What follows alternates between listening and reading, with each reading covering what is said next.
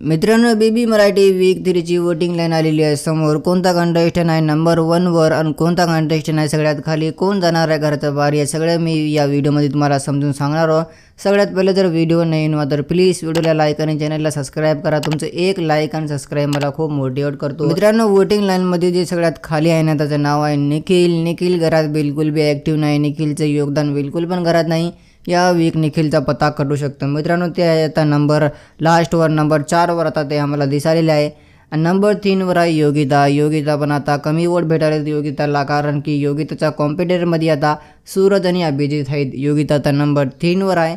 बघू आता योगिता कसं करते काही नाही वोटिंग लाईनमध्ये. मित्रांनो, नंबर 2 वर जे सदस्य आहे ना त्याचं नाव आहे अभिजित. सगळ्याला असं वाटलं की अभिजित यावेळी सूरजला वोटिंग लाईनमध्ये मागे पाठवेल, कारण की अभिजितचे फॅन्स लय जास्त आहे. तरीसुद्धा सूरजला त्याने आता बीट गेले नाही, कारण की अख्खा महाराष्ट्र आता सूरजच्या सपोर्टमध्ये आहे. सूरजला जिंकवायसाठी मागे लागलेला आहे.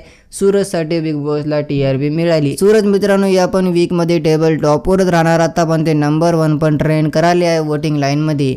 नंबर 2 वर इथं अभिजित, नंबर 3 वर योगिता, नंबर 4 वर निखिल. निखिलला आता सगळ्यात कमी वोट भेटालेले आहेत. निखिलला पहिले पण वीकमध्ये सगळ्यात कमी वोट होते. पहिले पण ते बॉटमला होता, या पण वीक ते बॉटमला आहे. निखिलला पहिल्या इविक्शनमध्ये नाही काढले, त्याला एक चान्स दिले, मात्र आता बिग बॉस त्याला चान्स देणार नाहीत. निखिल या वीक घराचं बाहेर होणार आहे.